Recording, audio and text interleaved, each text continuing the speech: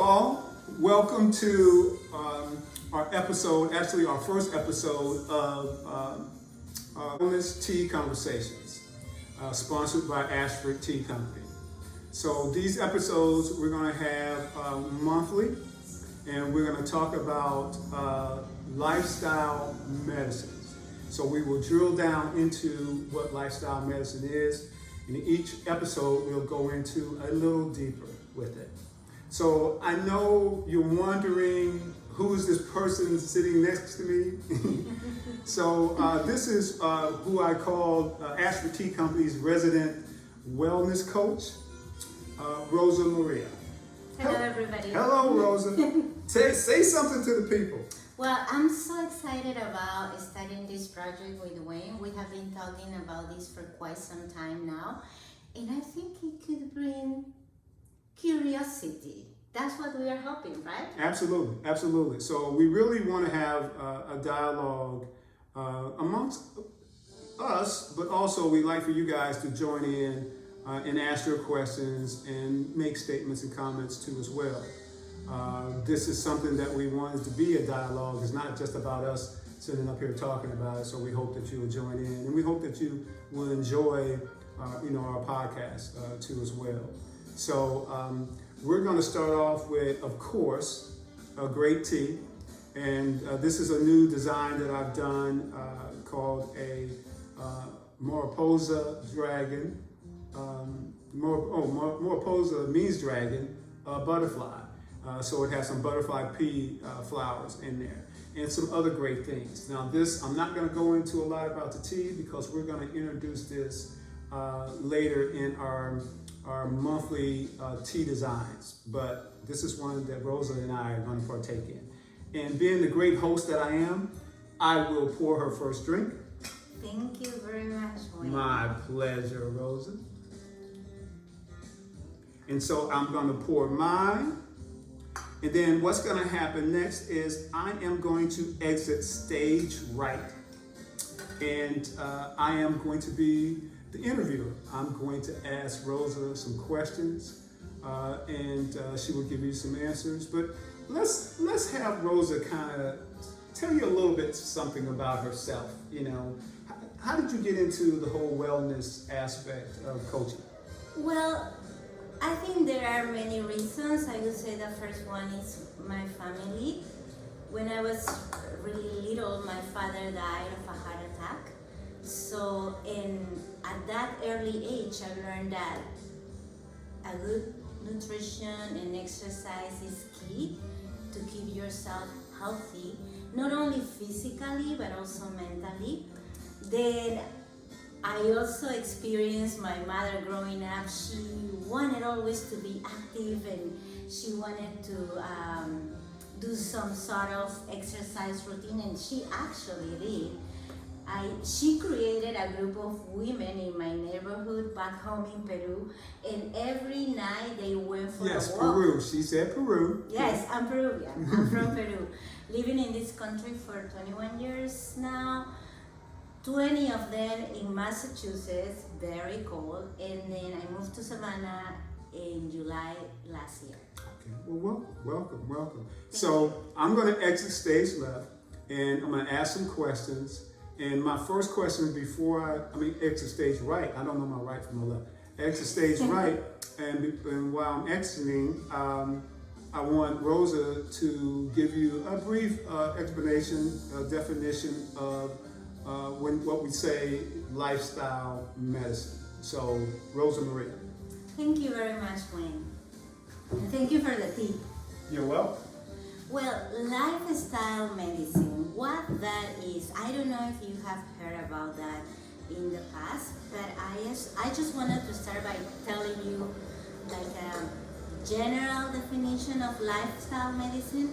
Lifestyle medicine is actually a different approach to traditional medicine, and this approach tries to or works to reverse, prevent, or delay the development of chronic diseases. For instance, diabetes, high blood pressure, anxiety, high cholesterol, and so on and so forth.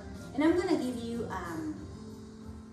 I'm gonna tell you a little bit of its history. So I would say that lifestyle medicine is quite new.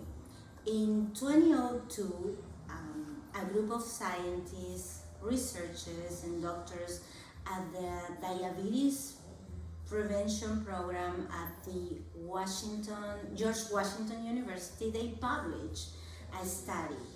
And the study was trying to support the idea of people with chronic diseases who actually go or join a lifestyle program can have a better chance to delay the development of that disease or reverse its consequences.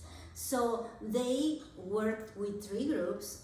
One group was given placebo, another group was given metformin, and a third group was given or was put with or in a lifestyle program. So the results were pretty encouraging, because the group that was in this lifestyle program, 58% of this group were able to delay the development of diabetes. So with that, and I have to say that there are many studies. You can Google lifestyle medicine, studies, results, research, and then you will find a lot.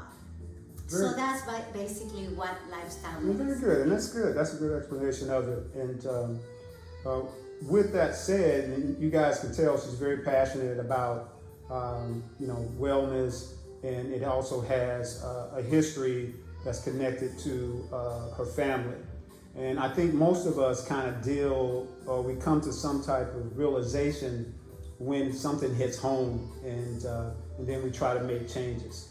One of the things that Rosa and I are trying to do is, if that's the case, okay, yeah, definitely make a change, but also don't wait till something happens before you want to change your lifestyle of being healthy, and understanding, what we do feeds our body in so many different ways, not just from the food aspect, but it's all connected. So with that said, my first question, Rosa, is what are the different parts of lifestyle medicine? Well, thank you for your question, Wayne. And I also wanted to add, you just mentioned that we don't have to wait until something happens, right? To start making some changes. And that is also part of lifestyle medicine, because lifestyle medicine, as to your second question, has different parts. One is nutrition, so you don't have to wait until you are diagnosed with diabetes or high blood pressure to start your diet, right? Remember, lifestyle medicine is to prevent, delay, or reverse chronic diseases. And why I'm very passionate about that? Because the statistics show us that a lot of the Americans have some sort of chronic disease. Mostly diabetes that is associated with high blood pressure and high cholesterol, right? So nutrition is a big part of lifestyle medicine. I would say physical activity, whatever you want to do also. You don't have to be an athlete. You can just go for a walk. You can just move around the house. When you clean, you can do some gardening, whatever fits your habits, whatever fits your lifestyle. That's why it's called lifestyle medicine. Another very important piece of lifestyle medicine is to drink a lot of water and to be exposed to the sun. Vitamin D is key for your happiness, right? Another thing that is a big pillar of lifestyle medicine is to reduce your or to consume alcohol in moderation and to either reduce your tobacco consumption or stop smoking. That is another big piece. And one of the very important pieces of lifestyle medicine is stress management.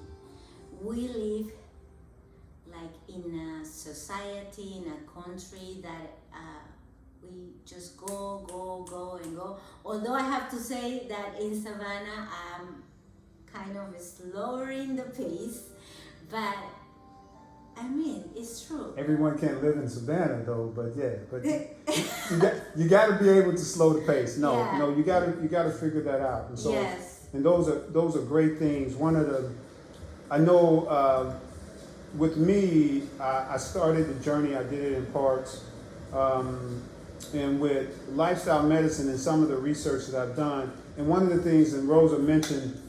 Even so, at Ashford Tea, we consult on the whole health benefits of tea, but we also we talk about lifestyle, not just with tea, but we talk about water. As a matter of fact, we actually say that water should be the thing that dominates you as far as a beverage, more than any other beverage. But tea, of course, should be number 2. But water should dominate your life. It should dominate your day. That should be the first thing that touches your lips. So with that, one of the things I wanted a quick answer for this one is that I know when I started my journey, my food choices was, I was confused about where to kind of dive into my food choices as far as the diet is concerned. The beverage we got that down with water and tea. We got it down. At least if you're part of Ashford Tea Company. But anyway, so what foods should you be a vegan? Should you go vegetarian? Should you go, pescatarian? What lifestyle should you fit into lifestyle of medicine? Well, that is a very, very... I know that's a loaded question, but It's a loaded question, but also I can answer in many ways. So I'll go and answer based on my experience. So growing up in Peru, I was used to eat a lot of chicken and a lot of fish and meat and beans and lentils and things of that nature. So, and then I learned little by little the benefit of including more vegetables and more fruits that in fact were at my mother's growing up in my house. A lot of fruits were always available, and then drinks like teas that were made and offered to us almost on a daily basis. And then growing up, I also learned the pros and cons of keep eating meats, processed foods, everything that comes in a box, everything that you will find in a plastic bag in the supermarket or the grocery store. But I'm vegan myself, but I did that in a long process. So it wasn't like today I decided I'm gonna be vegan and tomorrow I started to be vegan. No, it took like 12 years or so for me to get here. And absolutely, you have to do it in stages, Rosa. You're absolutely right. And it's also, just like Rosa is vegan, I'm vegetarian, but we got there on this journey, through our destinations where we were going through, and when we got there. So when I lecture or talk to people or consult people on the diet piece of it, I really, and I think Rosa does too, we really try to meet you where you are, in present tense, in real time, where you are. And so if you're still eating meats, then we would probably recommend you do some type of whole food type of aspect, clean food eating. If you're doing, a combination of the meats, whether it's, red, white, seafood, ultimately, I think you want to be able to get to where the majority of your diet, or majority of your intake of your food is more plant and fruit based. Yes. So those are the things that we're going to have discussions about. As you can tell, this is going to be some great stuff. We only wanted to come in for about 15 minutes of your time, and because that's what these episodes are going to be. But you can tell Rosa is super, super excited, and so am I. This is very near and dear to her heart. So we're going to continue to build on this momentum for the next episode. And I hope that you guys would join us for the next episode. Again, we appreciate you taking the time to spend with us, and we hope that you will join us again in next month. Okay? With that said, Rosa, have you had some tea already? I did. Okay, she's had some tea. delicious. And so with that, thank you very much, and we will talk to you soon. Bye. Bye.